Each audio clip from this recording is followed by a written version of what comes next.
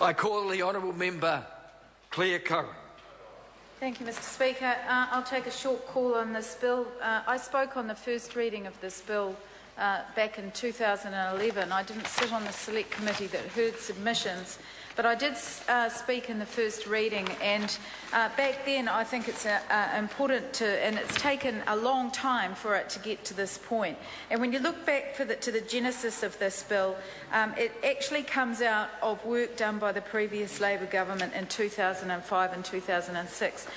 That's how many years ago is that? 7 years ago. 7 years to get this bill to this stage in the House, Mr Speaker, and that came out of the review of the financial products and providers.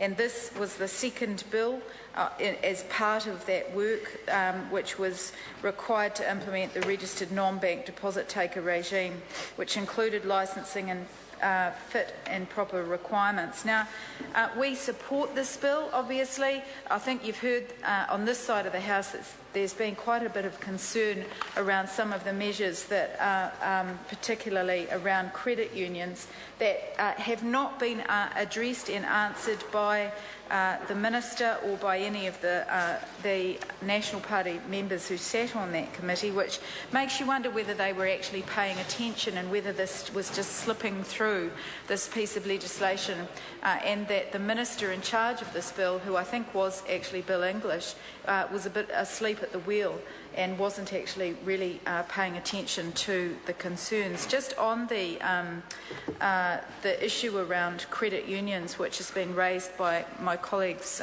Clayton Cosgrove and David Clark, I just want to go back to actually the officials' advice around their concerns, because the credit unions believe that this regime should apply only to finance companies where the cooperatives should be carved out because they're different. The advice that was given, and it was very brief advice, it really didn't go into any detail, and it really should have provided a lot more of an explanation, was that it would provide a legal loophole, and that where in the regime, whereby simply adopting a particular form would mean falling outside the regulatory regime. Mr Speaker, I contend that that wasn't sufficient, and that hasn't been properly explained by the Minister during the passage of this bill.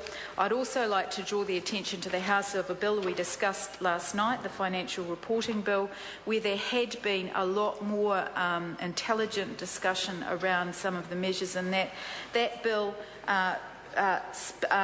singled out members of friendly societies, it singled out not-for-profit entities, and it looked at how the regime around financial reporting would or would not apply to each of those entities. In this bill that we're discussing today, that hasn't happened, and I think that's a big mistake. We do support this bill, however. It comes out of work that was done by the previous Labor government, and I commend it to the House. The question is that the motion be agreed to. Those who are of that opinion, please say aye. Contrary, no. The ayes have it. Non-bank deposit takers bill, third reading. Honourable members, I therefore call on Government Order of the Day number 8. Statutes Amendment Bill, committee stage.